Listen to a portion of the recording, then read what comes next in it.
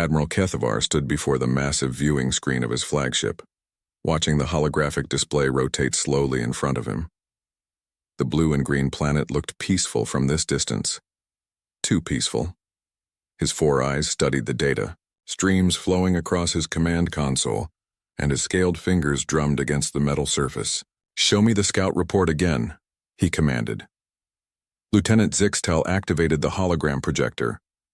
Images of the third planet from their target star filled the air between them. The world the inhabitants called Earth spun lazily, showing white clouds, blue oceans, and brown and green landmasses. The scouts spent 3 rotations observing the planet, Zixtal reported. Population approximately 8 billion sentient beings. Technology level, primitive. No orbital defense stations, no planetary shields, no unified government. Kethavar's second mouth opened in what passed for a smile among his people. 8 billion individuals with no unity. This will be easier than conquering the Vorthan colonies.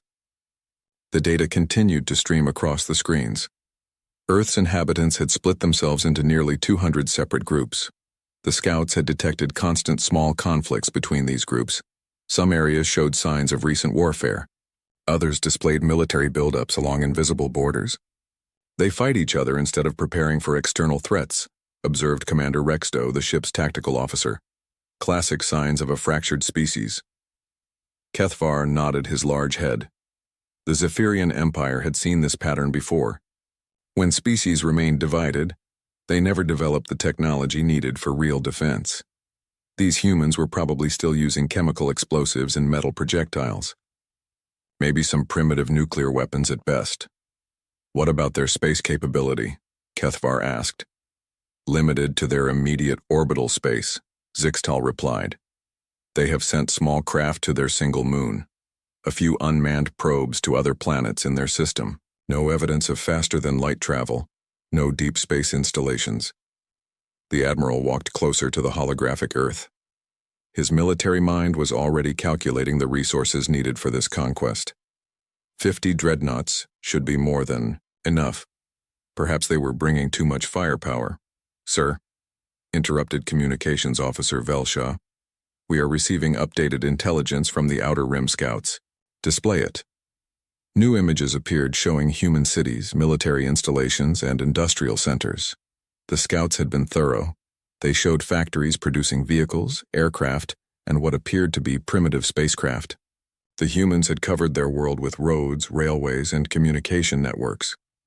"Impressive infrastructure for such a primitive species," Rexto commented. "They will make excellent workers once we pacify them." Kethavar studied the images more carefully. Something about the human settlements puzzled him. Most conquered species built their cities for defense. They placed important facilities underground or in protected locations. But human cities seemed to sprawl openly across the landscape with no thought of orbital bombardment. They have never faced a space-based threat, he concluded. They build as if attack can only come from their own surface. The tactical display showed human military assets. Armies of ground vehicles, aircraft carriers floating on their oceans, and installations that appeared to be missile silos. All designed for fighting other humans. None designed for fighting a technologically superior enemy from space. Their weapons appear to be kinetic-based, Velshaw reported. Metal projectiles accelerated by chemical explosives. Some electromagnetic acceleration detected, but at primitive levels. Kethavar's confidence grew. The Empire's energy shields could deflect kinetic weapons easily.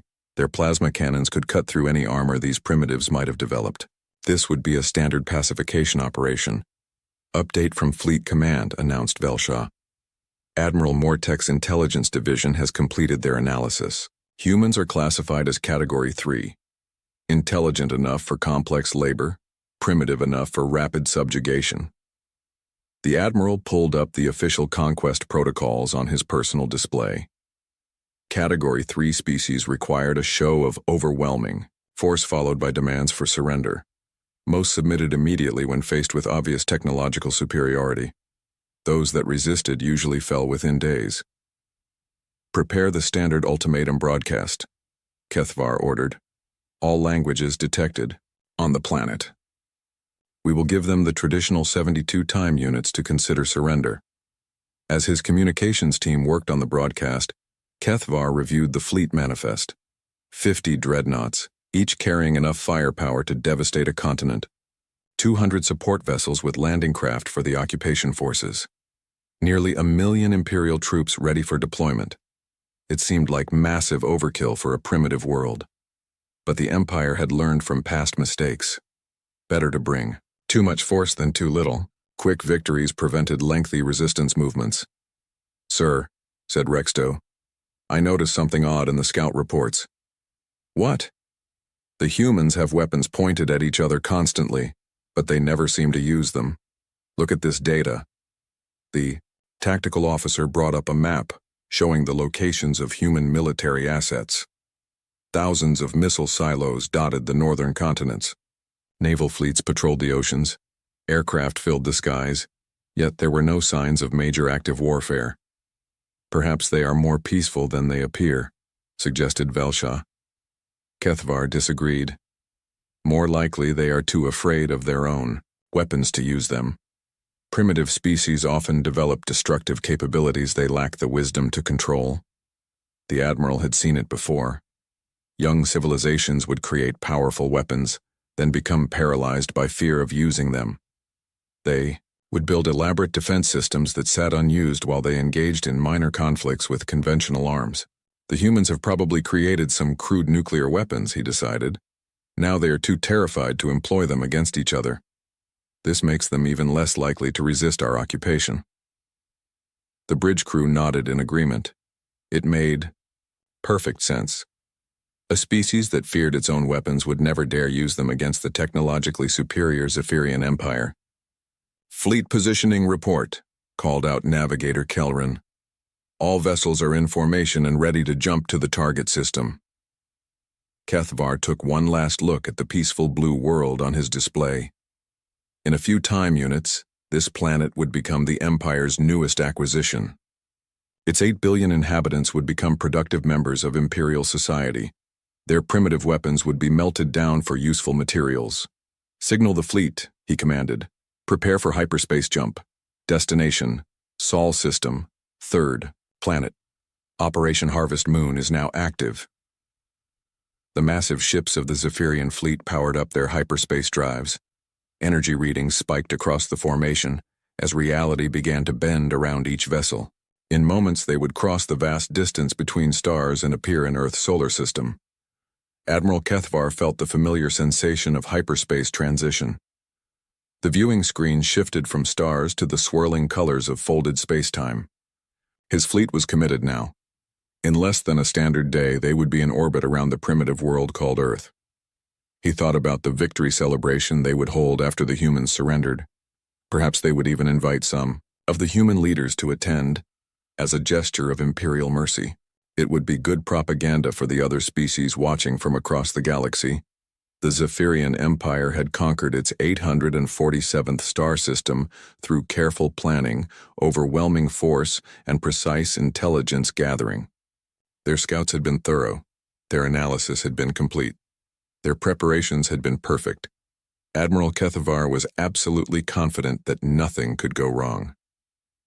The massive Zephyrian fleet dropped out of hyperspace at the edge of Earth's solar system with a thunderous ripple of displaced energy. 50 dreadnoughts materialized in perfect formation, their hulls gleaming like dark metal against the starfield.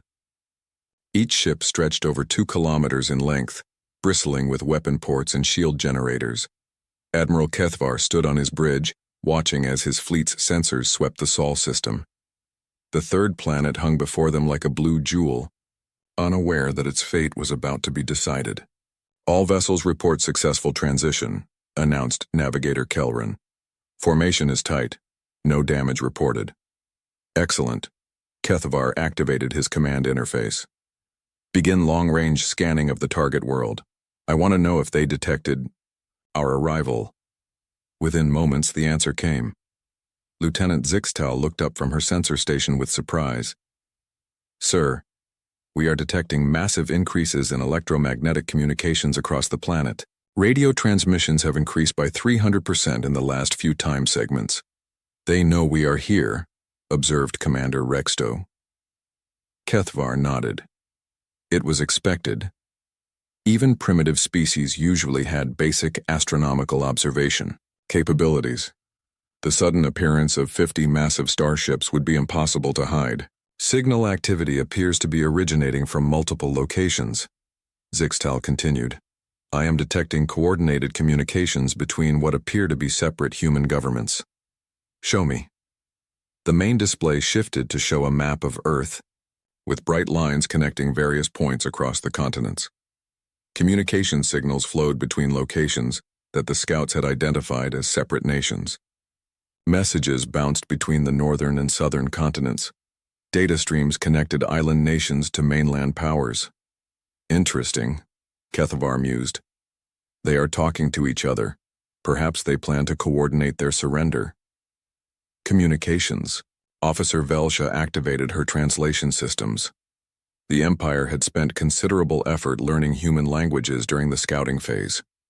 Most of the signals were encrypted, but some open channels were accessible. I am detecting words like emergency, threat, and defense, she reported. Also frequent references to something called DEFCON and nuclear.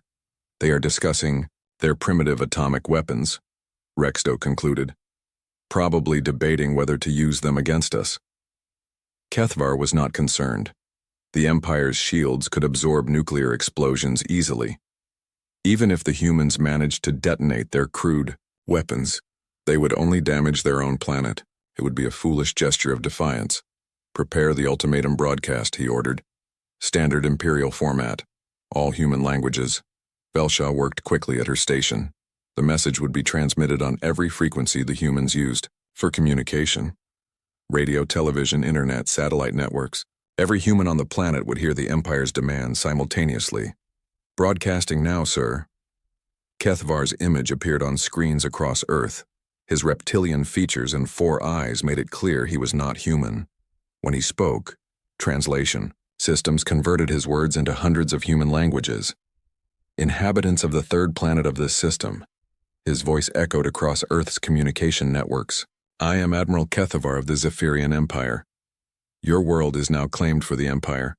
You will submit to Imperial authority immediately. He paused, letting the translation systems catch up. Across Earth, billions of humans were hearing these words for the first time. You have 72 standard time units to comply with the following demands. First, all governments will surrender authority to Imperial representatives. Second, all military forces will stand down and report to Imperial processing centers. Third, all weapons of mass destruction will be secured by Imperial forces. The Admiral continued reading from the Standard Conquest Protocol. Resistance will be met with overwhelming force. Compliance will be rewarded with integration into Imperial society. You have proven yourselves to be an intelligent species. Do not waste that intelligence through futile defiance. The transmission ended. Now came the waiting period. In Kethvar's experience, most primitive species needed time to accept their new reality. Some panicked. Some tried to negotiate. Most eventually surrendered when they understood the hopelessness of resistance. Monitor their communications, he ordered. I want to know how their leaders respond. What happened next confused everyone on the Imperial Bridge. Instead of panic or immediate surrender attempts, Earth's communications suddenly decreased. The flood of messages between human governments slowed to a trickle. Radio chatter from military installations went quiet. Even civilian broadcasts seemed to reduce in volume. Sir, Zixtal reported with uncertainty, the humans appear to have stopped talking. Stopped talking? Communication levels have dropped to less than 10% of normal. Most encrypted channels have gone silent. Even their public broadcasting systems are transmitting minimal content. Commander Rexto studied his tactical displays. Perhaps they are too frightened to respond. Some species become paralyzed when faced with superior force. Kethvar was not convinced. In his experience, truly terrified species became more talkative, not less. They sent desperate messages to each other, tried to coordinate desperate defenses or broadcast surrender offers. Continue monitoring, he ordered. If they do not respond within 24 time units, we will move the fleet closer to their planet. Hours passed. Earth remained eerily quiet. The planet's normal communication patterns had been replaced by an almost mechanical minimum of necessary signals. Weather reports, navigation data, basic civilian services continued. But the constant chatter between governments had virtually disappeared. It is as if they have imposed communication discipline, observed Velshaw. Military forces often limit radio traffic when preparing for combat. Combat? Rexto laughed. Against our fleet, they might as well throw rocks at our shields. Still, something about the human response bothered Admiral Kethavar. He had conquered dozens of species. He knew the patterns of surrender, resistance, and panic. This silence was something different. Sir, announced Zixtal, we are detecting some unusual activity on the planet's surface. Define unusual. Movement of military assets. Ground-based vehicles are repositioning. Aircraft are changing flight patterns. Naval vessels are altering courses. The main display showed Earth with small markers indicating military movements. Army units were moving to new positions. Fleets were dispersing from their normal bases. Air forces were redistributing across different airfields. They are preparing defenses, Rexto observed. Pathetic, but predictable. Kethvar was less certain. The human movements did not look like typical defensive preparations. Armies were not massing at likely invasion points. Fleets were not concentrating for major battles. Instead, everything seemed to be spreading out, dispersing, hiding.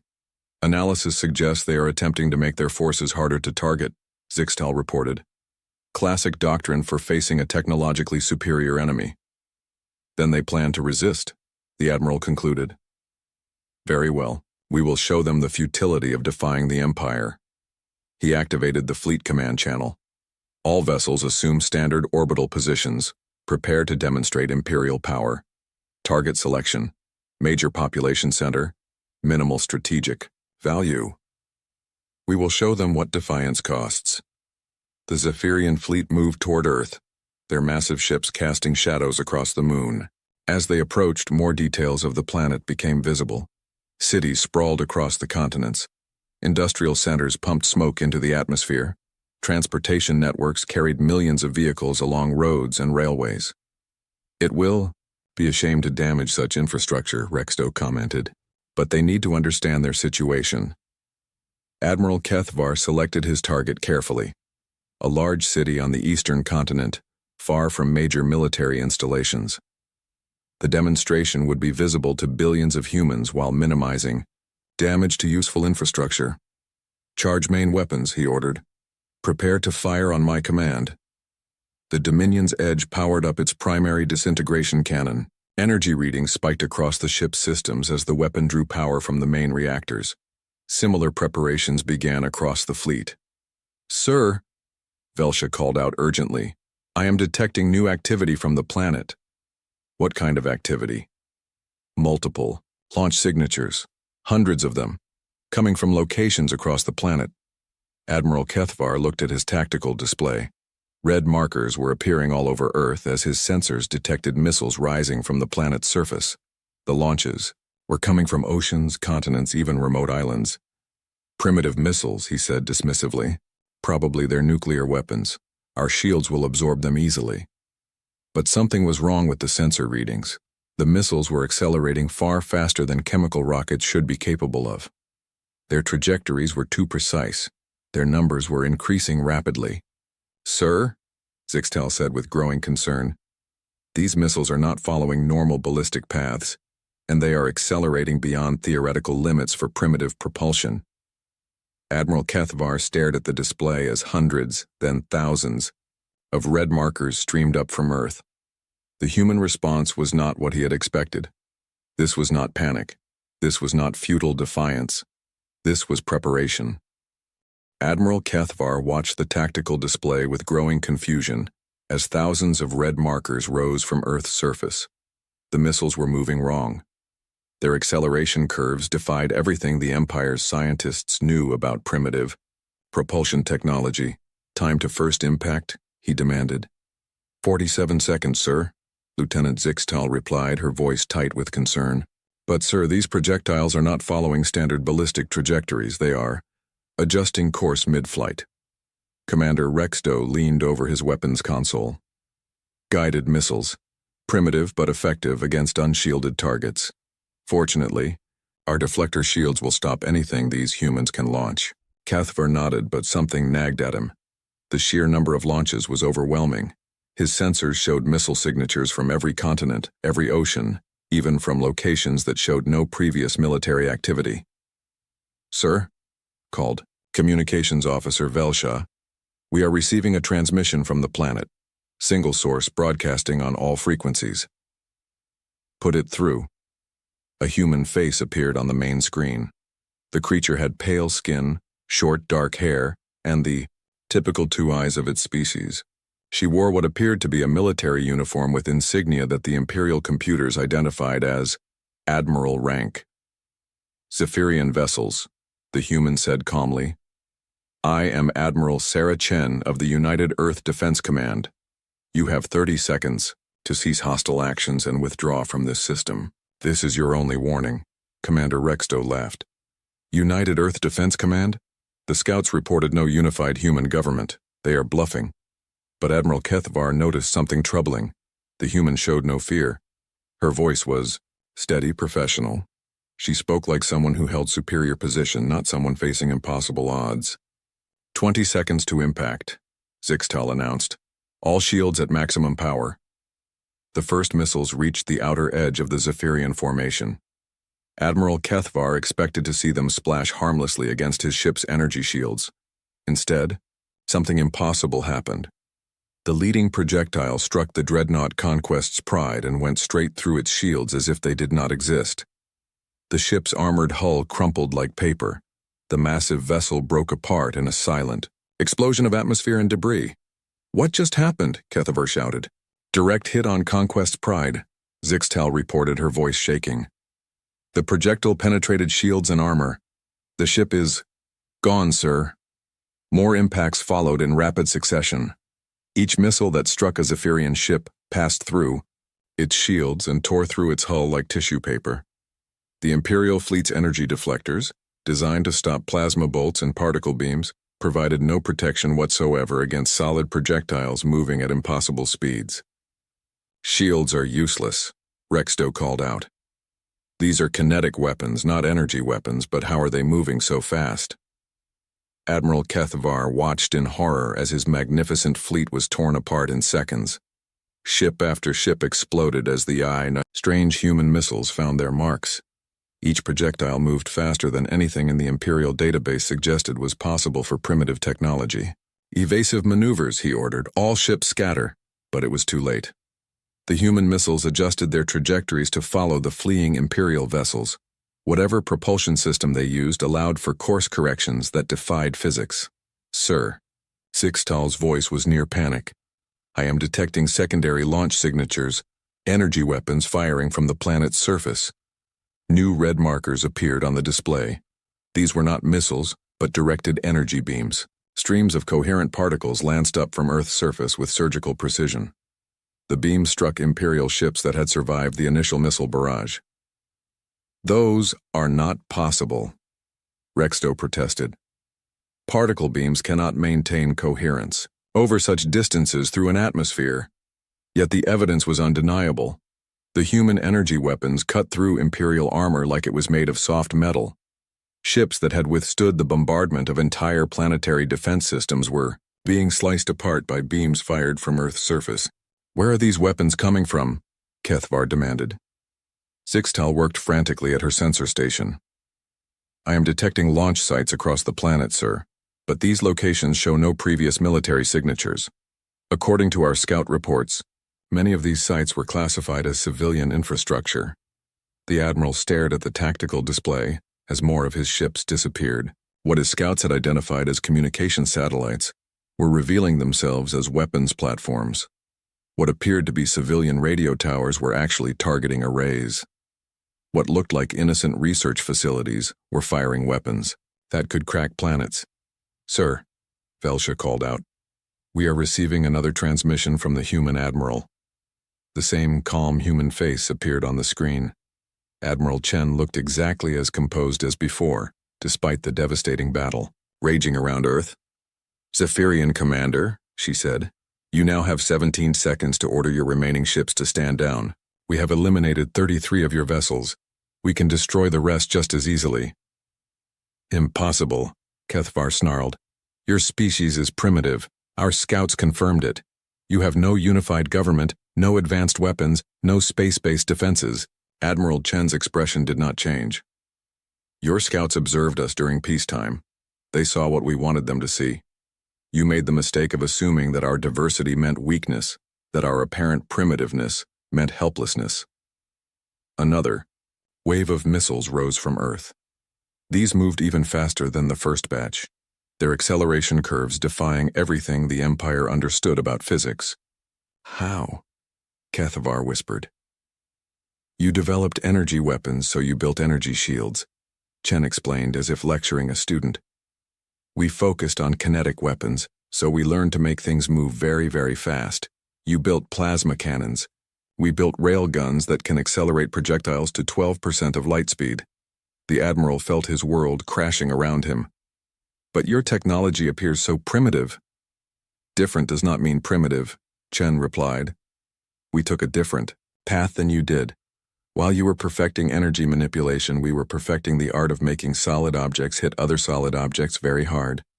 More Imperial ships died as the second wave of missiles found their targets. The projectiles were moving so fast that they appeared as brief flashes of light before impact. No amount of armor could withstand the kinetic energy they delivered. "You cannot have unified so quickly," Kethvar protested. "Our scouts reported constant warfare between your nations. We compete with each other, yes," Chen agreed. "But we are one species. When an outside threat appears, our disputes become irrelevant. Every nation on Earth is now part of the United Earth Defense Command. Every weapon system is under unified control." The display showed only 12 Imperial ships still intact. Everything else was debris scattered across Earth's orbital space. "But how did you build such weapons without our scouts detecting them?" Admiral Chen smiled for the first time. It was not a friendly expression. "Who do you think we built them to fight?" "Each other. Every weapon you have seen today was designed to destroy other human militaries. We have been in an arms race with ourselves for centuries." The final human missiles reached the remaining Imperial ships. Admiral Kethvar watched his tactical display go dark as the last of his escorts was destroyed. Only his flagship remained, somehow having avoided the targeting systems through random evasive maneuvers. 47 seconds, Chen announced. "From the moment you fired your first weapon until the destruction of your last escort." 47 seconds. Kethvar looked around his bridge. His crew stared at their instruments in shock. An entire Imperial fleet had been eliminated in less than a standard minute by a species they had classified as primitive. "This is not over," he managed to say. "The Empire has thousands of ships. When they learn what happened here, they will learn that humanity is not as defenseless as they assumed," Chen interrupted. "They will also learn that we now have examples of Imperial technology to study. Your ships, your weapons, your shields. We are very good at reverse engineering things." The Admiral felt a chill run through his scaled body. "If humans could adapt Imperial technology to their own purposes." "We offer you a choice," Chen continued. "Surrender now and accept transport back to Imperial space with a message for your leaders, or be destroyed with your ship." Admiral Kethvar looked at his tactical display one last time. The space around Earth was filled with the wreckage of his fleet. 49 of the Empire's most powerful warships had been reduced to scrap metal in less than a minute. He thought about the million Imperial troops waiting in the support ships that had remained at the edge of the system. He thought about the Empire's reaction when they learned what had happened here. He thought about the terrible mistake they had all made. "I surrender," he whispered. Admiral Kethvar sat in the medical bay of the human vessel USS Nimitz, his forearms secured but not uncomfortably restrained. The human medical staff had treated his injuries with surprising care. He had expected torture or execution after his fleet's complete destruction. Instead, he found himself receiving better medical attention than most Imperial prisoners could hope for. The human ship itself amazed him. What his scouts had identified as a primitive ocean vessel was actually a technological marvel. The Nimitz was larger than many Imperial cruisers and packed with weapon systems that made his own armament seem crude by comparison. "How are you feeling, Admiral?"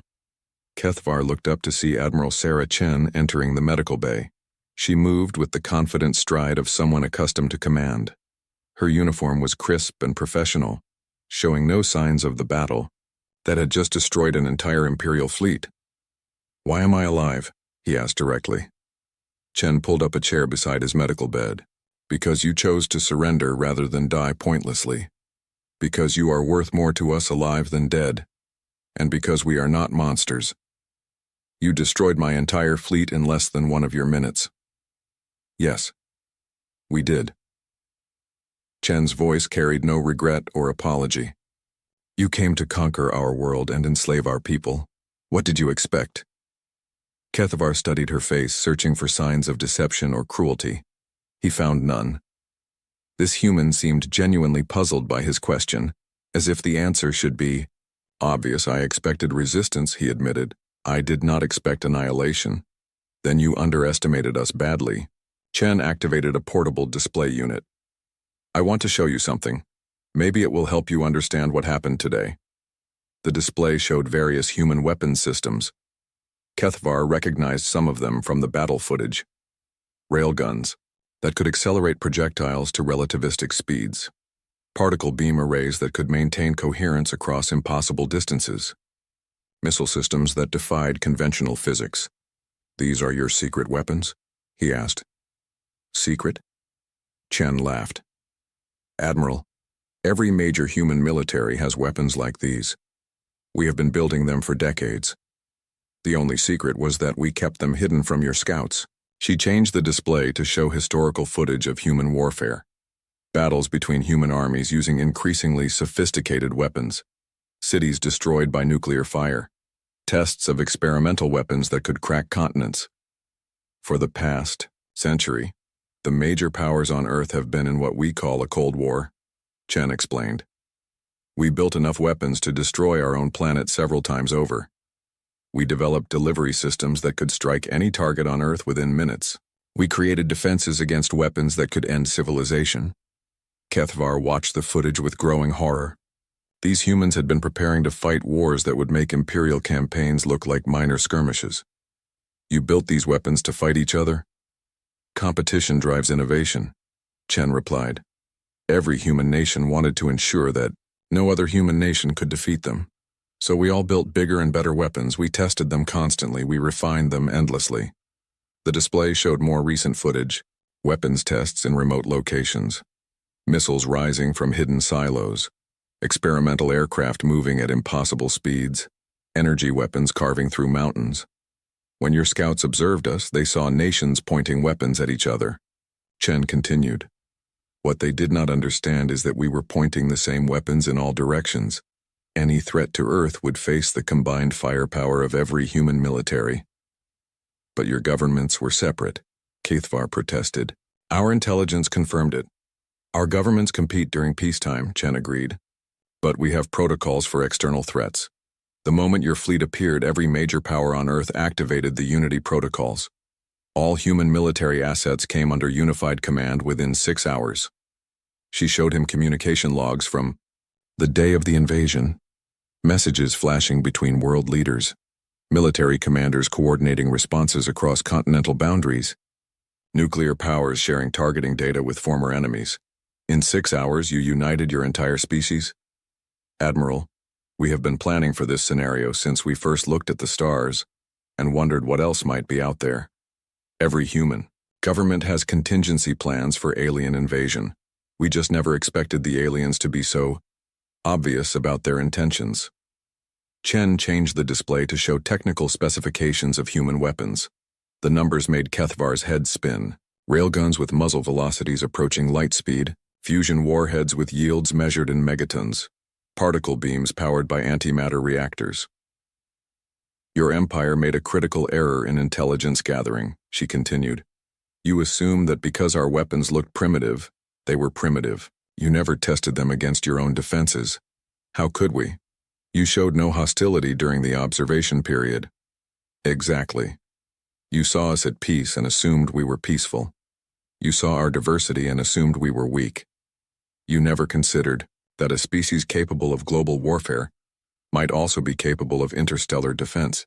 The medical bay door opened and another human entered. This one wore different insignia and carried himself with scientific authority rather than military bearing. Admiral Kethvar, this is Dr. James Harrison, our chief weapons researcher, Chen said. He has some questions for you. Dr. Harrison activated his own display device. Admiral, we are curious about your shield technology. Our sensors detected energy deflection systems on your ships, but they proved useless against kinetic weapons. Your projectiles move too fast, Kethvar replied reluctantly. Our shields are designed to deflect plasma bolts and particle beams. They cannot stop solid matter traveling at near light speed. Interesting. So your entire military doctrine is based on energy weapons? Energy weapons are the pinnacle of military technology, Kethvar said automatically, then stopped. That assumption had just cost him his entire fleet. For you, perhaps, Dr. Harrison continued. We took a different approach. When we discovered that energy weapons required massive power sources and complex targeting systems, we decided to perfect simpler solutions. He showed technical diagrams of human weapon systems. A solid projectile requires no exotic matter, no complex field generators, no massive power core. You simply need to make it move very fast in the right direction. But the speeds your weapons achieved are impossible with primitive technology. Again with the word primitive, Chen interjected. Doctor, show him the railgun specifications. Harrison brought up detailed schematics. Electromagnetic acceleration using superconducting, coils and fusion power sources. We can accelerate a tungsten carbide projectile to 12% of light speed. At that velocity, a small rod can deliver more kinetic energy than your largest plasma cannon. Kethvar studied the designs with growing amazement. The human weapons were not primitive at all. They were elegantly simple, devastatingly effective, and completely immune to Imperial defensive systems. Your ships could not detect our launch signatures until it was too late because we do not use exotic propulsion, Harrison continued. Chemical rockets and electromagnetic acceleration produce minimal energy signatures compared to your plasma systems. And our targeting systems could not track your projectiles because they move in straight lines at constant velocity, Chen added. No complex maneuvering, no energy emissions to track. Just physics. The full scope of the disaster began to sink in. The Empire had encountered a species that had developed along completely different technological lines. Human weapons were specifically designed to counter the exact defensive systems that made Imperial fleets invincible. There is something else you should know, Chen said quietly. The weapons that destroyed your fleet represent less than 5% of Earth's total military capability. Kethvar felt his blood chill. 5%? We used only conventional kinetic weapons and basic particle beams. We did not employ nuclear weapons, antimatter warheads, gravitational manipulators, or our experimental quantum disruptors. We wanted to see how effective our standard armaments would be against Imperial technology. Dr. Harrison nodded. Consider this a field test of our defensive capabilities. The results exceeded our expectations. What do you want from me? Kethvar asked. Admiral Chen stood up. We want you to carry a message back to your empire. Tell them that Earth is under the protection of the United Earth Defense Command. Tell them that any attempt to conquer or harm humanity will result in retaliation. And if the Empire chooses to send a larger fleet? Chen and Harrison exchanged glances. Then they will discover what our advanced weapons can do, Chen replied. Admiral, your empire conquered 800 worlds using energy weapons and superior technology. But you never faced an enemy that had spent centuries perfecting the art of making things go boom. She moved toward the door, then paused. Oh, and Admiral? Thank your empire for providing us with examples of their technology. Our engineers are very excited to study your shield generators, faster-than-light drives, and weapon systems.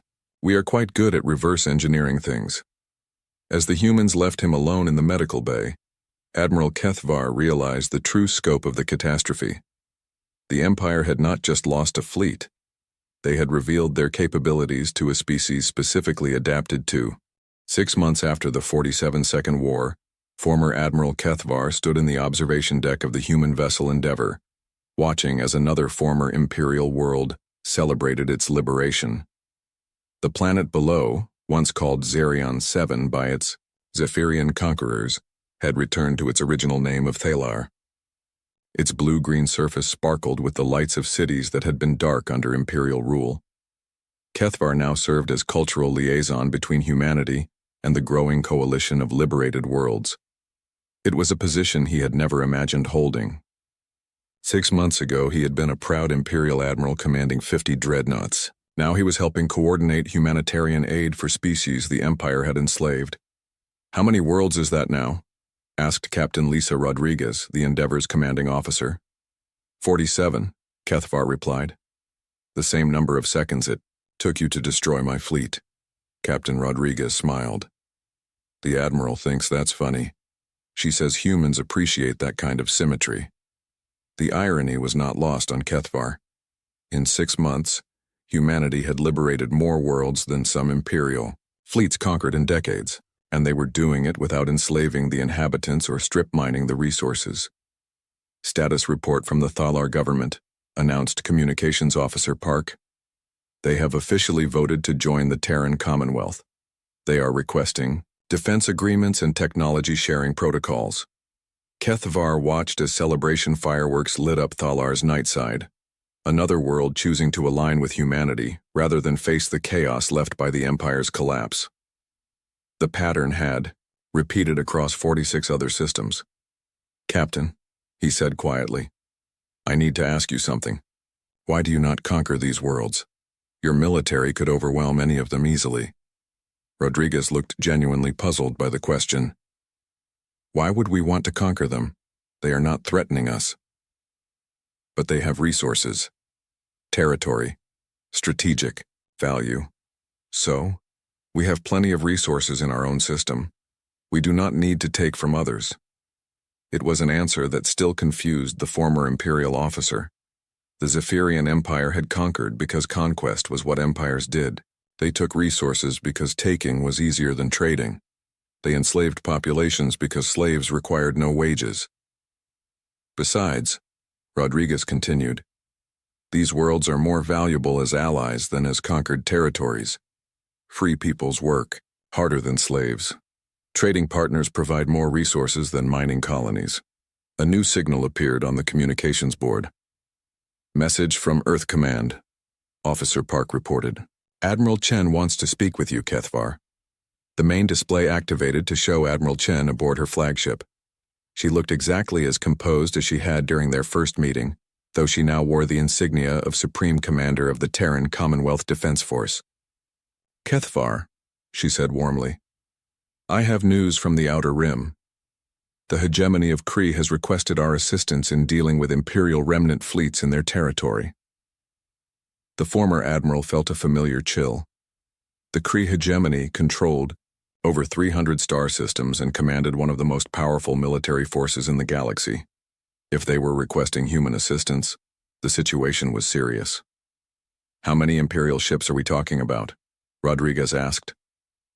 "Approximately 200 vessels under Admiral Mortek," Chen replied. "They have been raiding Kree colonies and enslaving survivors. The Kree military cannot engage them effectively because the Imperial forces keep retreating to hyperspace before decisive battles can be fought." Kethvar nodded grimly. "Mortek was always a coward. He prefers to strike weak targets and flee from strong opposition. The Kree have offered us access to their star charts and military bases if we can eliminate this threat," Chen continued. "They are also willing to share their gravitational manipulation technology." "That is a significant offer," Rodriguez observed. "The Kree guard their technology jealously." "Indeed. Which suggests they are truly desperate." Chen's expression became more serious. "Kethvar, I want you to accompany the strike force. Your knowledge of Imperial tactics could be valuable." The former admiral considered the request. 6 months ago, he would have been leading those Imperial ships. Now he was being asked to help destroy them. The transformation felt surreal. I will assist in any way I can, he agreed. Excellent. Captain Rodriguez, the Endeavor is assigned to Task Force Liberator. You will rendezvous with the main fleet at the Kree border in 72 hours. After the communication ended, Kethvar found himself alone with his thoughts. Through the observation windows, he could see other human ships moving through space with deadly grace. The Endeavor was part of a flotilla of 20 vessels, each one more heavily armed than the Imperial dreadnoughts that had once seemed invincible. But it was not just the weapons that made human ships dangerous. It was the crews. These humans fought with a professionalism and coordination that the Empire had never achieved. They showed mercy to defeated enemies while being ruthless against those who threatened the innocent. Kethvar. Captain Rodriguez had returned to the observation deck. Are you all right? I'm thinking about Admiral Mortek, he replied. He is a capable commander, but he will not understand what he faces. He still believes in Imperial superiority. And you no longer do? Kethvar gestured toward the liberated world below. Look at Thalar. Under Imperial rule, it was a mining colony. The population was enslaved. The cities were work camps. The forests were clear-cut for resources. Now look at it. The planet sparkled with renewed life. Cities were expanding. Agricultural areas were being restored. Orbital stations were being built for trade rather than resource extraction. 6 months under human protection, and Thalar is more prosperous than it was under 2 decades of Imperial rule. Kethvar continued. The same pattern has repeated on every world you have liberated. We prefer cooperation to domination, Rodriguez said simply. It works better for everyone.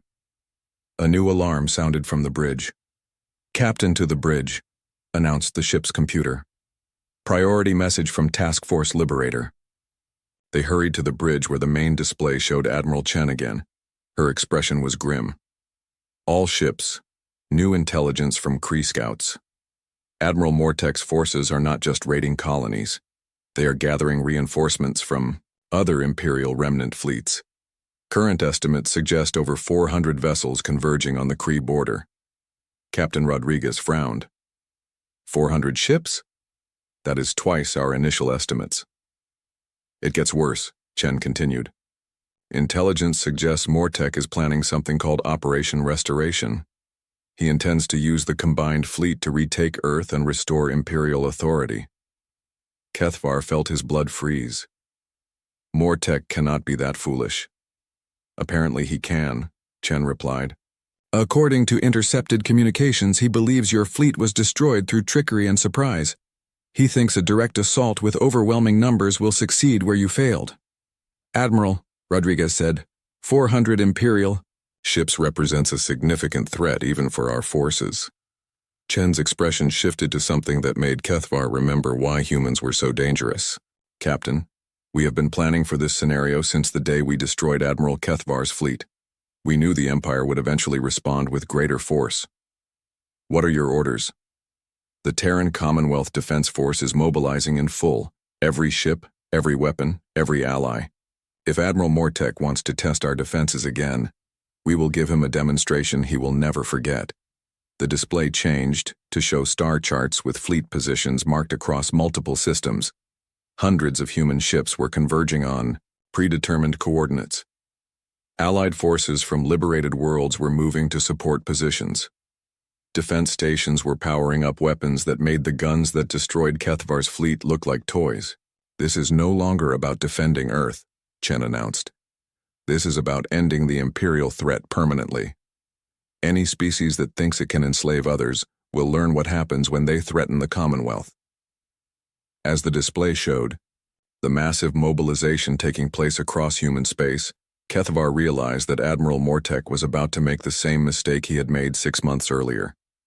The Empire was about to underestimate humanity one final time. But this time, the humans were not going to settle for a 47-second victory. This time, they were going to make sure the lesson was permanent. Looking at the determination on every human face around him, Kethvar felt sorry for his former colleague. Mortek had no idea what kind of force he was about to face. The galaxy, was about to witness the full power of humanity unleashed. And after that demonstration, Kethavar suspected, no species would ever again make the mistake of thinking Earth was defenseless. The age of the Zephyrian Empire was ending. The age of...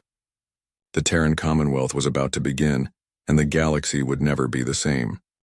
The stars looked different from the observation deck of the Earth diplomatic vessel Starlight. Commander Ethan Pierce stood with his hands clasped behind his back, watching as the blue-green planet grew larger in the view screen. New Horizon was the name humans had given to this world, the site of humanity's third extrasolar colony, and now the location for their first formal diplomatic meeting with an alien species. Nervous, Commander? Dr. Olivia Martinez stepped beside him, her dark hair pulled back in a neat bun. As the ship's chief xenobiologist, she had spent months studying the limited data they had on the Zeltorians. Cautious, Ethan replied. We've had small exchanges with their scout ships, but this is different. A formal treaty will change everything. The Starlight wasn't a warship, but it wasn't defenseless either. Ethan had insisted on that when they retrofitted the vessel for diplomatic missions. Human expansion into space had been peaceful so far, but the universe was vast and unpredictable. Ambassador Wright is ready in the conference room, said a voice from behind them. Lieutenant Peter. Goldman stood at attention, his uniform crisp despite the long journey. Ethan nodded. Tell him we'll make orbit in 20 minutes. The Zeltorian ship should arrive shortly after. As predicted, a sleek silver vessel appeared from the dark of space just as the Starlight settled into orbit. The Zeltorian ship was beautiful in a strange way, all curved lines and smooth surfaces that seemed to flow like liquid metal. It was smaller than the Starlight but moved with precision that suggested advanced technology. Ambassador Samuel Wright waited at the docking bay, flanked by his diplomatic team. At 62, Wright had silver hair and the patient eyes of someone who understood that words could be more powerful than weapons. Remember, Wright told the welcoming party, the Zeltorians value hierarchy and clear communication.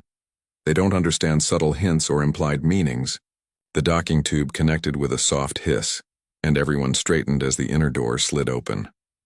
The Zeltorians were tall, with gray-blue skin that shimmered slightly under the ship's lights.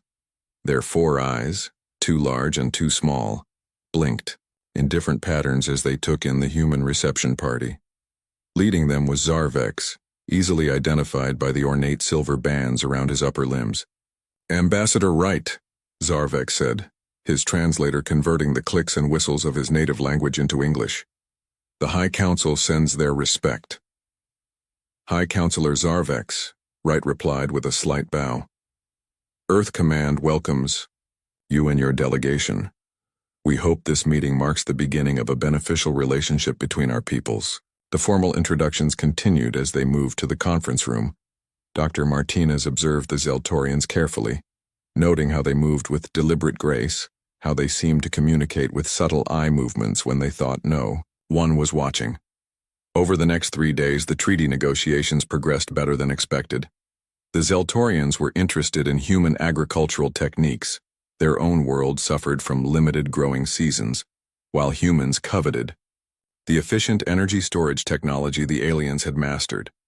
On the 4th day, they reached the section on cultural exchange and colony rights. This was when Ambassador Wright raised a point he considered essential. Before we continue, Wright said, placing his hands flat on the table, there is a fundamental aspect of human society that must be clearly understood. The Zeltorians shifted, in their seats, their smaller eyes blinking rapidly. Humans protect their young with unparalleled ferocity. Wright continued, his voice steady but intense. We consider harm to our children the gravest offense possible. This must be understood and respected in all interactions. Zarvex tilted his head. All species protect their offspring. This is simply biological imperative. For humans, it goes beyond biology, Wright explained. It is the foundation of our moral code, our laws, and our social structure. There is nothing that will unite humans more quickly or more completely than a threat to a child. The Zeltorian diplomatic team exchanged glances, their four-fingered ho, hands making subtle gestures. We acknowledge your cultural priority, Zarvex finally said. though his tone suggested he found the emphasis excessive. It will be noted in the treaty. That evening, Ethan found Dr. Martinez in the ship's lab, reviewing footage of the day's negotiations. They didn't really understand, did they? Olivia said without looking up from her screen. Ethan leaned against the doorframe. What makes you say that? Watch their eye patterns when Ambassador Wright was speaking about protecting children. The small eyes were blinking in their dismissal pattern. They think we're being primitive. Does that concern you? Olivia turned to face him. The Zeltorians reproduce in large numbers. Their young mature quickly and with minimal parental investment. They simply don't have the same connection to their children that we do. You think this could cause problems? Cultural misunderstandings often do, she said with a shrug. But that's why we're here, isn't it? To build understanding? 2 weeks later, the treaty was signed. A formal ceremony was held on New Horizon, where the first integrated human Zeltorian research facility would be established. Governor Alan Daniels hosted the event, with his 8-year-old daughter Lisa at his side. The young girl watched the proceedings with bright, curious eyes. Is that a real alien? Lisa whispered to her father, pointing at Zarvex. Yes, sweetheart. He's a Zeltorian, from a planet many light years away. Alan explained quietly. His eyes are cool, she decided. Later, at the reception, Lisa approached the Zeltorian diplomat with the fearless curiosity only children possess. Hello, Mr. Alien. I'm Lisa. Zarvex looked down at the small human, seemingly uncertain how to respond. You are a juvenile human. I'm 8, Lisa said proudly. Do you have kids too? My genetic material has contributed to many offspring, Zarvex replied stiffly. Dr. Martinez, who had been watching the exchange, stepped closer. Lisa is the governor's daughter. She's very curious about new things. Human children spend many years in development, Zarvex observed. Inefficient but perhaps necessary for your species' cognitive abilities. We value our extended childhood, Olivia said with a smile. It's when we learn who we are. Across the room, Ambassador Wright was speaking with Commander Pierce. The treaty is just the beginning, Wright said. The real work is ensuring they understand us and we understand them. And if they don't take our warnings seriously? Ethan asked quietly. Wright's expression grew serious. Then they'll learn the hard way. But let's hope it doesn't come to that. As the reception continued, none of them noticed the intense interest with which certain members of the Zeltorian science team observed Lisa and the other human children present. Nor did they see the rapid communications being sent back to the Zeltorian homeworld, detailing observations about human developmental patterns and neuroplasticity. 6 months later, the joint research facility was fully operational. Dr. Martinez worked alongside Zeltorian scientists studying compatible agricultural methods, while Lisa Daniels became a frequent visitor, fascinated by the alien researchers and their strange equipment. The peace between humans and Zeltorians seemed secure, but beneath the surface, curiosity was turning into something more dangerous, something that would soon test the warning Ambassador Wright had so clearly given. Touch a human child, and you won't survive the consequences. 6 months after the treaty signing, New Horizon Colony was thriving. The joint research facility stood on the edge of the main settlement, its silver and glass buildings gleaming in the planet's golden sunlight. Inside one of these buildings, Kreltor hunched over a data screen, studying the results of his latest experiment. Fascinating, the Zeltorian scientist murmured to himself. Human neural pathways show remarkable adaptability. His 4 eyes blinked, in an excited pattern as he compared the brain scans of adult humans with those of children. The difference was striking. Adult brains were more fixed, their patterns solidified. But the children's brains showed incredible plasticity, able to form new connections, adapt to new environments, and learn at speeds that amazed the Zeltorian researchers. Kreltor's private laboratory was located in a section of the facility that human scientists rarely visited. His true research wasn't included in the official exchange program. The Zeltorian High Council had authorized these additional studies, considering them too valuable an opportunity to miss. Still working, Kreltor. Another Zeltorian entered the lab, this one wearing the bands of a security officer. Yes, Mevran. These findings could revolutionize our understanding of cognitive development, Kreltor replied, never looking away from his screen. But simulations can only tell us so much. We need a living subject for proper study. Mevran's smaller eyes blinked skeptically. The humans are protective of their young. So they claim, Kreltor said dismissively. All species have protective instincts. But we're talking about scientific advancement here. A temporary borrowing for research purposes is hardly cause for serious conflict between spacefaring civilizations. The conversation paused as they heard voices in the corridor outside. Kreltor quickly changed his screen to display approved research data. The door slid open and Governor Alan Daniels entered with his daughter Lisa skipping beside him. Dr. Martinez followed behind them. And this is where our xenobiology team works with the Zeltorian agricultural scientists, Olivia was explaining to Lisa. She nodded politely to the two Zeltorians. Good afternoon, Kreltor, Mevran. Dr. Martinez, Kreltor acknowledged. His 4 eyes focused on Lisa, who stared back at him with unabashed curiosity. Your eyes are different sizes, Lisa said, pointing at his face. Lisa, her father gently corrected. We talked about not pointing. It's quite all right, Governor Daniels, Kreltor said. Yes, young human. Our species developed with dual visual systems. The larger eyes see details while the smaller ones detect motion and light changes. Lisa's face lit up with interest. That's so cool. Do you see things differently than we do? Most certainly. Perhaps one day we could show you how we perceive the world, Kreltor replied, his voice friendly but his smaller eyes blinking rapidly in the pattern that Dr. Martinez had come to recognize as intense interest. As the humans continued their tour, Kreltor watched them leave, particularly the child. That one would be perfect, he said quietly to Mevran. Young enough for maximum neural plasticity, but old enough to communicate her experiences. The governor's daughter? You can't. Be serious. Science requires bold action, Mevran. Make the preparations. The colony's Founding Day Festival is in 3 days. With the celebrations and crowds, it will provide the perfect opportunity. 3 days later, New Horizon Colony was transformed.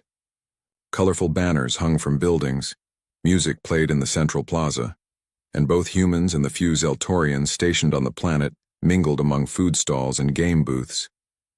It marked 1 full planetary year since the colony's establishment, a cause for celebration.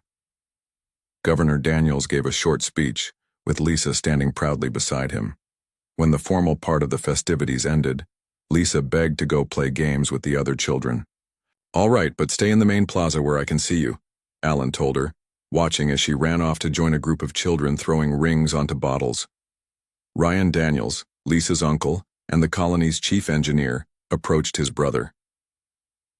Quite the success, Governor. The colony's thriving.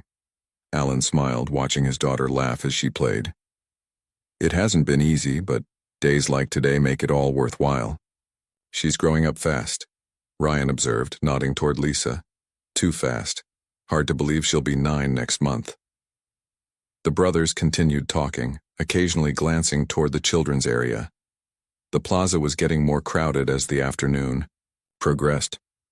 When Alan looked again for Lisa, he couldn't spot her among the other children. Do you see Lisa? He asked Ryan, a hint of concern in his voice. Ryan stood on his tiptoes, scanning the crowd. She was at the ring toss a minute ago. The brothers moved closer to the game area, but Lisa wasn't there. They asked the other children, who said she had gone to get a snack. They checked the food stalls, but there was no sign of her. 30 minutes later, the entire security team of New Horizon was searching for Lisa Daniels. Diana Flores, the colonial security chief, coordinated the search from the command center.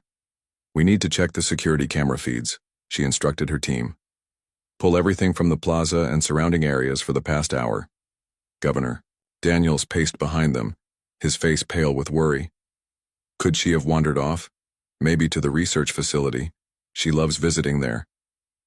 We've already sent a team to check, Diana assured him. We'll find her, sir. But as the hours passed and the search expanded to include the entire colony and nearby areas, a sick feeling grew in the pit of Alan's stomach. Lisa wasn't the type to wander off without telling someone. Something was wrong. In the command center, a security officer called out, "Chief Flores, I found something." Diana and the governor rushed to his screen. The footage showed Lisa near the edge of the plaza, looking at something off camera. Then a figure in a hooded cloak approached her, showed her something in their hand, and led her. "Away! Enhance that image," Diana ordered. The computer zoomed in and clarified the grainy footage. The figure's hood slipped back slightly as they turned, revealing the unmistakable four-eyed face of a Zeltorian. "No," Alan whispered, his voice breaking. "Why would they take her?" Diana was already moving, grabbing her communication device. "Lock down the spaceport. Nothing leaves the planet. And get me the location of every Zeltorian on New Horizon." Within an hour, Diana had tracked the movement of the hooded Zeltorian and Lisa to the research facility, and from there to the Zeltorian shuttle bay. Security footage showed them boarding a small vessel that had then docked with the Zeltorian ship in orbit. Governor Daniels, his face now set in hard lines, stood in the colony's communication center with his brother Ryan and Diana Flores at his side. "Open a channel to the Zeltorian vessel," he ordered. The face of a Zeltorian officer appeared on the screen. "This is Governor Alan Daniels of New Horizon Colony. Your people have taken my daughter. Return her immediately." The Zeltorian blinked slowly. "I have no knowledge of such an action, Governor." "We have video evidence," Diana cut in. "A Zeltorian took her from our Founding Day celebration and brought her to your ship. We demand her immediate return." "I will investigate this claim," the officer replied. "You will do more than investigate," Alan said, his voice dangerously quiet. "You will return my daughter unharmed within the next hour, or I'm contacting Earth Command."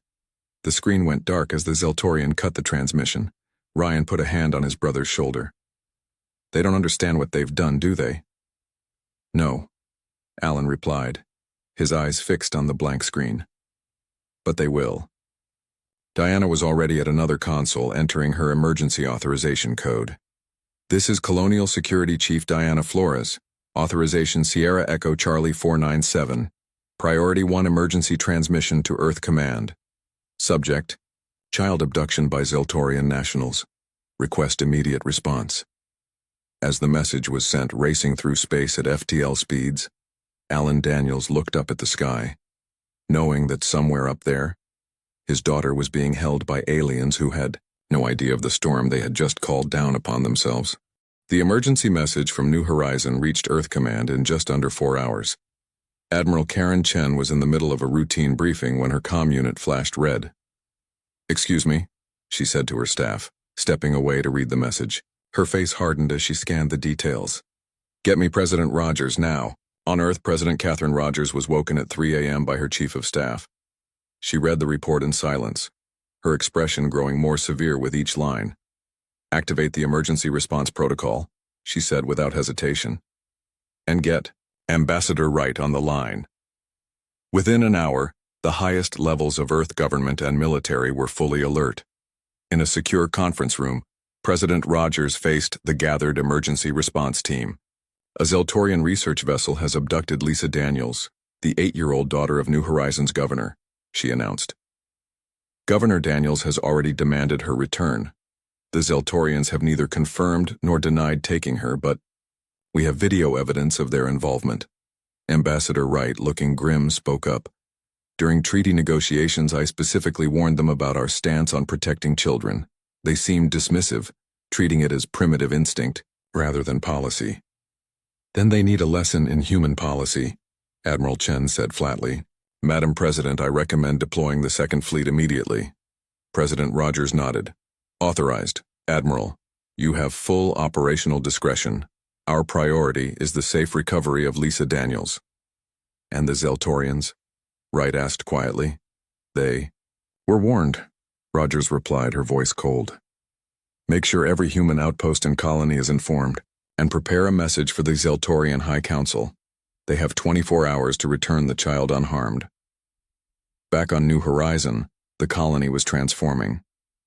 What had been a peaceful research settlement just hours ago now hummed with focused activity.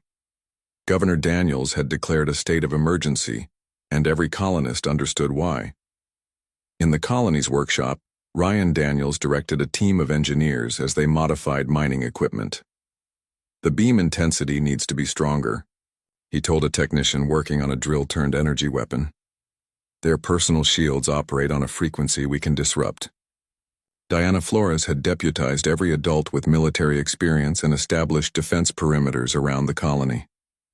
The Zeltorian ship is still in orbit, she reported to the governor. They've made no attempt to leave the system. They don't think they need to, Alan replied bitterly. They don't understand what's coming. The Zeltorian vessel circling New Horizon was indeed calm. In the ship's command center, Zeldron, the newly arrived war commander, dismissed the humans' demands. Their protest is excessive, he told his officers. Kreltor's research is valuable to the High Council. The human child is unharmed and will be returned when the studies are complete. A junior officer approached cautiously. Commander, we're detecting unusual energy signatures from the colony. They appear to be activating defensive systems. Zeldron's smaller eyes blinked dismissively. A display only. Their colony has minimal military capabilities. Continue normal operations. In the depths of space, that assumption was about to be proven catastrophically wrong. At the edge of the star system, space rippled and tore open as the first ships of Earth's Second Fleet emerged from FTL travel. The Defender, Admiral Chen's flagship, led the formation, followed by 12 warships of varying sizes. On the bridge of the Defender, Admiral Chen studied the tactical display. Time to New Horizon orbit? 2 hours at maximum burn, Admiral. Her navigation officer replied. Make it 90 minutes, she ordered. And hail Major Collins. I want his team ready the moment we arrive. In the ship's armory, Major Frank Collins briefed his special tactics squad. 20 men and women in black combat gear checked their weapons and equipment with practiced precision. Our mission is clear, Collins told them. Extract Lisa Daniels. Neutralize any resistance, minimize collateral damage. The Zeltorians have advanced personal shielding, but Sergeant Bailey has modified our weapons to counter them. Sergeant Heather Bailey, the team's explosives expert, displayed a small disc. Their shields work against standard energy signatures. These disruptors will create a localized field that their technology can't adapt to. One hit, and their protection goes down. Collins nodded. Remember, we're not there for revenge. We're there for the girl. Everything else is secondary. As Earth's military machine moved with cold efficiency, the Zeltorian High Council finally began to realize the situation's gravity. A message from Earth arrived, delivered by a grim-faced Ambassador Wright. This is your final warning, Wright's recorded image stated. Return Lisa Daniels unharmed within 24 Earth hours, or face the consequences of your actions. We warned you once. We will not warn you again. On the Zeltorian homeworld, High Counselor Zarvex called an emergency session. The humans are overreacting to a simple scientific inquiry, he insisted to his colleagues. An older counselor raised her hand. Perhaps not. Reports are coming in of human military vessels mobilizing throughout their territory. Not just near New Horizon, everywhere. Their response appears uncoordinated. Impossible. Another counselor scoffed. Their colonies are spread across 3 star systems. They cannot coordinate so quickly. The evidence suggests otherwise. The older counselor replied. I recommend we order Kreltor to return the child immediately. Zarvex hesitated. The research is valuable. Perhaps we can negotiate. An aide rushed into the chamber, interrupting the debate. Counselors, we've just received word from our outpost near the human colony. A large human fleet has entered the system. Military vessels.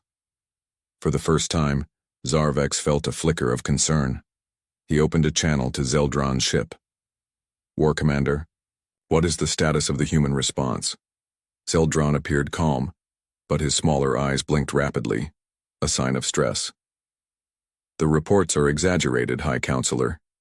Yes, human ships have entered the system, but we can handle. His transmission cut off abruptly as the chamber's main screen switched to a system-wide view. The counselors fell silent as they watched the human fleet move into position with precision that surprised even the militaristic Zeltorians. How many ships? Zarvex asked quietly. 13 large vessels detected so far, the aide replied. And they're transmitting a system-wide message. The face of Admiral Chen appeared on their screen. Her expression was composed but unyielding as she spoke. This is Admiral Karen Chen of Earth Alliance 2nd Fleet to all Zeltorian vessels. You are holding a human child against her will and against our explicit warnings. Your ship is now blockaded. Surrender Lisa Daniels immediately and unconditionally. She paused, then continued, her voice even colder. To be absolutely clear, if you attempt to leave this system with the child, you will be disabled. If you harm the child, you will be destroyed. This is not a negotiation. The High Council chamber erupted in alarmed discussion. Zarvex stared at the screen, suddenly remembering Ambassador Wright's warning during the treaty negotiation. Humans protect their young with unparalleled ferocity. He had thought it primitive emotionalism. Now, watching the implacable human fleet surround Zeldron's ship with cold, methodical precision, he realized his mistake. On New Horizon, the colonists watched the sky light up as Earth's ships took position. Governor Daniels received a direct communication from Admiral Chen. We're in position, Governor. Special Tactics is preparing to board their vessel. We'll bring your daughter home. Alan nodded, his voice tight with emotion. Thank you, Admiral. As night fell on the colony, Ryan Daniels looked up at the stars where human ships now surrounded the Zeltorian vessel. He spoke quietly, though there was no one to hear. We warned them. They didn't listen. Dawn broke over New Horizon Colony as the 24-hour ultimatum to the Zeltorians expired. On the bridge of the Defender, Admiral Chen watched the timer reach 0. Any response from the Zeltorian vessel? She asked her communications officer. Yes, Admiral. They're requesting an extension for further consideration of the situation. Admiral Chen's expression didn't change. Denied. Major Collins, your team is cleared to proceed. In the launch bay, Major Frank Collins and his Special Tactics Squad made final equipment checks. Dr. Olivia Martinez stood nearby, medical kit ready.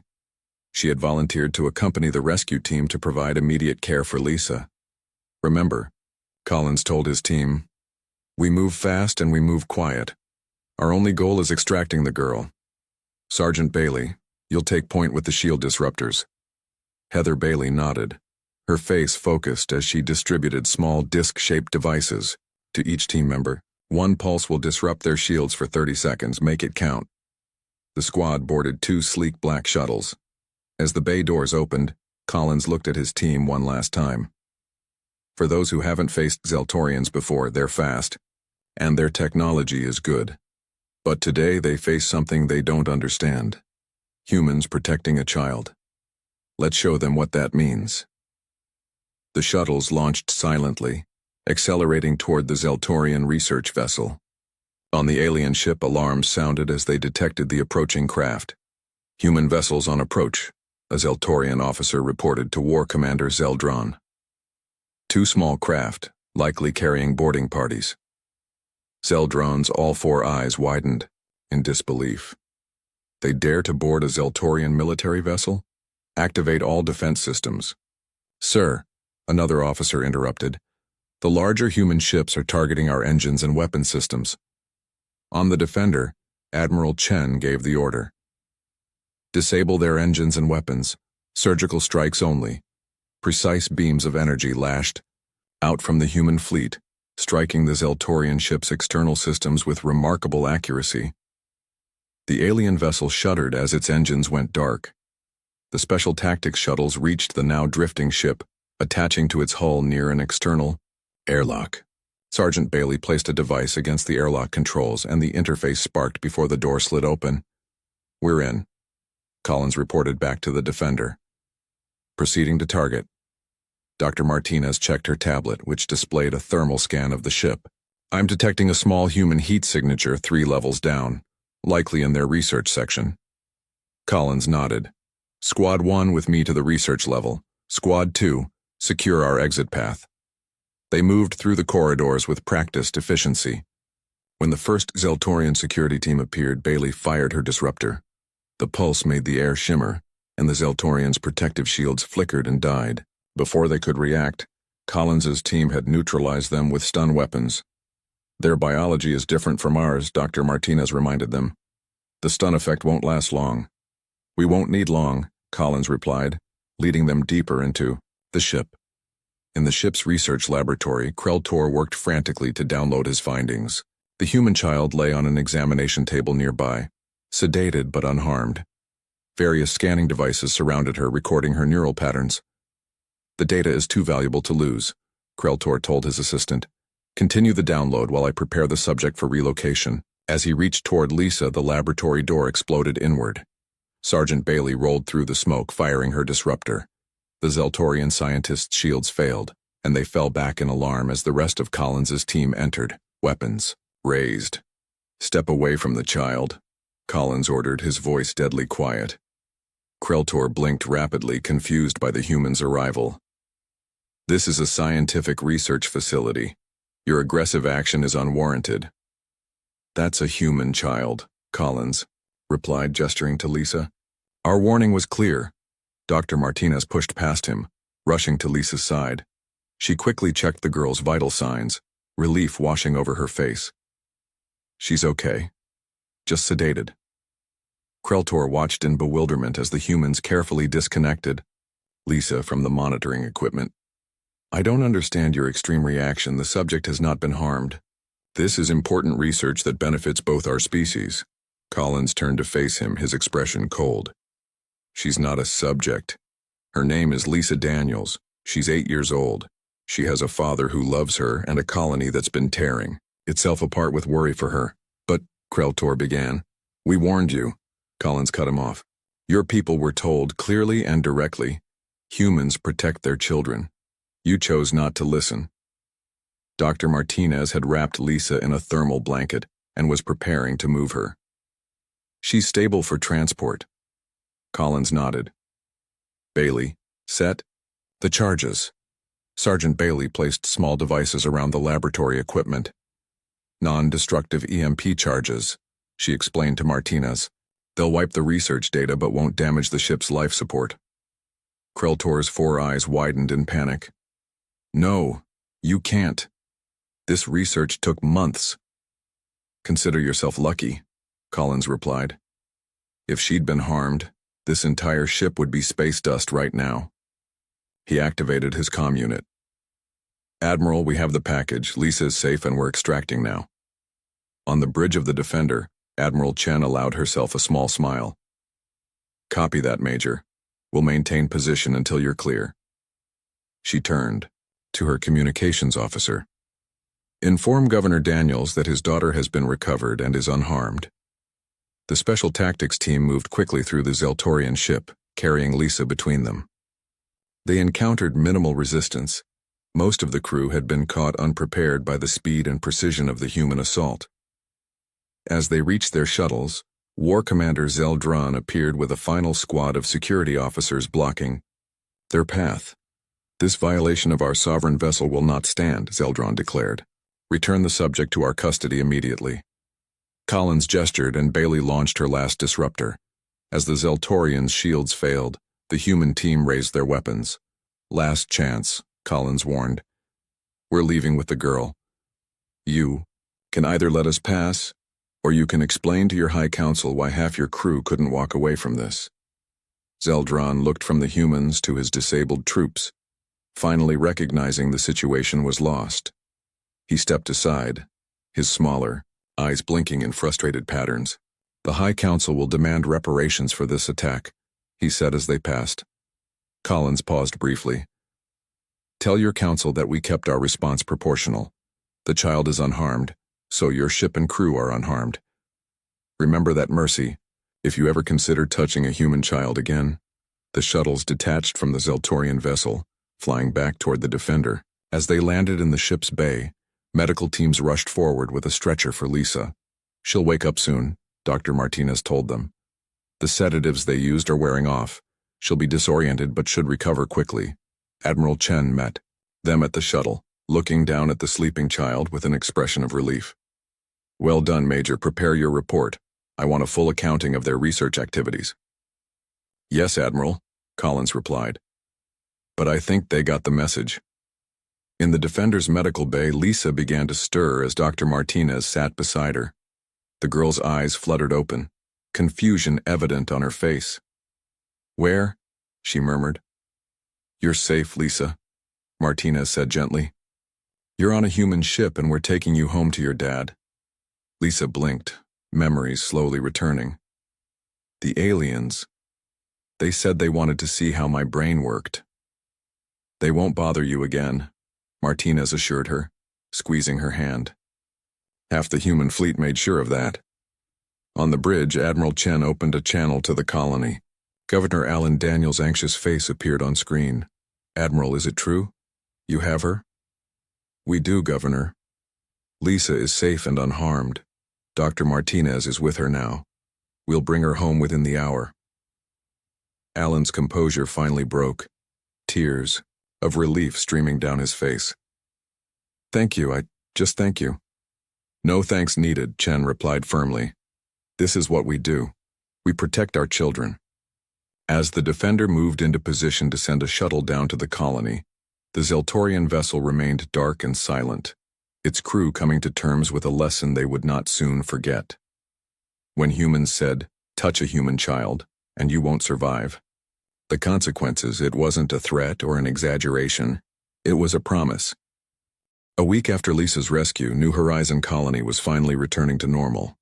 The Earth fleet remained in orbit, a silent reminder of humanity's resolve, but the streets were peaceful again.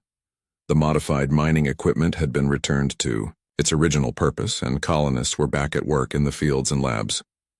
In the governor's residence, Lisa sat on the couch between her father and Dr. Martinez. The girl seemed remarkably resilient, though she still had nightmares about her time on the Zeltorian ship. And you're sure she's okay? Alan asked Martinez quietly as Lisa colored in a book. Physically, she's fine, Olivia replied. The Zeltorians didn't harm her. They were studying her brain patterns, but they didn't do anything invasive. The psychological impact will take more time to process, but children are amazingly adaptable. Lisa looked up from her drawing. I wasn't scared, Daddy. Not really, they were just curious. They didn't understand why it was wrong. Alan hugged his daughter close. Well, they understand now. The door chimed and Ryan Daniels entered with Diana Flores. The ambassador has arrived, Diana announced. Ambassador Samuel Wright had traveled directly from Earth when he heard about the incident. Now he stood in the governor's living room, formal in his diplomatic uniform but with warmth in his eyes as he greeted Lisa. Hello, young lady. You've caused quite a stir across 3 star systems. Lisa smiled shyly. Did I get in trouble? No, Wright chuckled.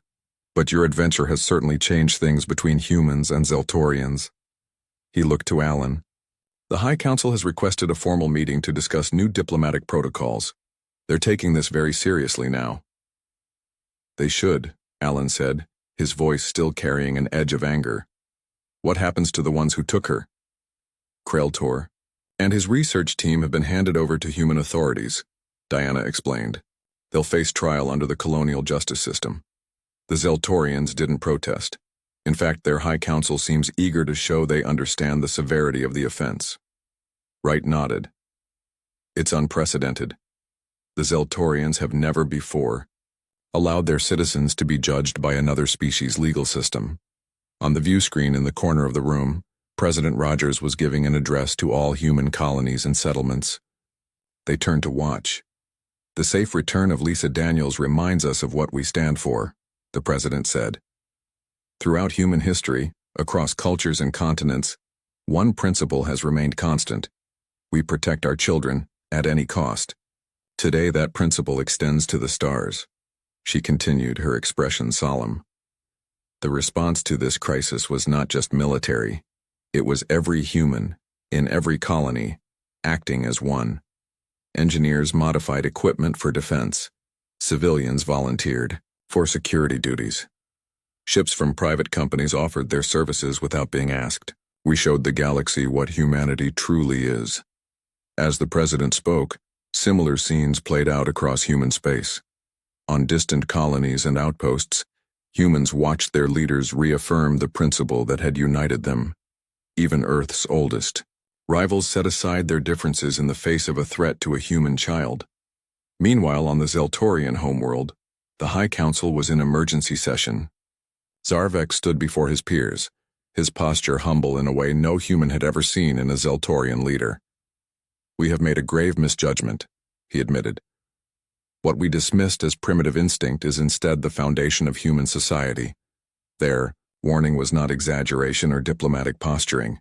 The other counselors murmured in agreement. One elder spoke up. The human response was unexpected. Not just its speed or its scale, but its unity. Their colonies are spread across vast distances, yet they mobilized as a single entity. And their restraint was equally notable, added another counselor. They had the power to destroy our research vessel, yet they exercised precision. The child was unharmed, so they left our people unharmed. Zarvex nodded. They sent a message that was both clear and measured. We would be foolish not to heed it. 2 days later, Ambassador Wright met with Zarvex aboard the Defender. Admiral Chen had offered the neutral location as a gesture of cautious goodwill. The two diplomats sat across from each other at a simple table, without their usual entourages. My people wish to express their profound regret, Zarvex began, his 4 eyes blinking in patterns of sincere contrition. The actions of Kreltor violated not only our treaty, but a principle we failed to properly understand. Wright nodded, his expression neutral. And now? Now we understand, Zarvex replied. What your people demonstrated was not merely military capability, but something our analysts are still struggling to quantify. Your entire species moved as one, without central command, united by a shared value so deep it requires no enforcement. The protection of our children isn't a law, Wright explained. It's who we are. We wish to establish new protocols, Zarvex continued. Clearer boundaries, better cultural understanding. We still believe our species can benefit from peaceful exchange. Wright considered this. That's possible, but trust has been broken. It will take time to rebuild. Back on New Horizon, life continued to move forward. The Joint Research Facility reopened, though under much stricter protocols and with human security officers present at all times. The Zeltorian scientists who returned were noticeably more respectful and cautious around humans, particularly children. 1 month after the incident, a ceremony was held in the colony's central plaza, the same place where Lisa had been taken. Governor Daniels unveiled a simple monument, a stone marker with an inscription in both English and the Zeltorian language. This monument stands as both a remembrance and a warning, Allen said to the assembled colonists and the few Zeltorian representatives who had been permitted to attend. It reminds us that understanding between different species requires respect for core values. Lisa, standing beside her father, read the inscription aloud. On this spot, lines were crossed and lessons learned. May all who visit this colony understand. Humanity's children are humanity's future. Their protection is not negotiable. Dr. Martinez, watching from the crowd, noticed how the Zeltorians' smaller eyes remained fixed downward, their cultural expression of acknowledgement and respect. That evening, Lisa sat with her Uncle Ryan on the porch of their home, looking up at the stars where human ships still patrolled. Will the aliens ever be our friends again? She asked. Ryan considered the question carefully. I think so, but now they understand us better. Sometimes that's what friendship needs, clear boundaries. Daddy says I was brave, Lisa said proudly. You were, Ryan agreed. And because of you, every human child in every colony is safer now. Everyone out there among the stars knows the one rule they must never break. Lisa nodded solemnly. Don't mess with human kids. Ryan smiled and put his arm around his niece's shoulders. Exactly. In the years that followed, the incident became known throughout human space and beyond as the Daniels Protocol, a case study in cultural lines that must never be crossed. It was taught to every new species humanity encountered, a simple but powerful message. We welcomed you to trade with us. We invited you to learn with us. We offered you friendship, but we warned you, touch a human child, and you won't survive the consequences.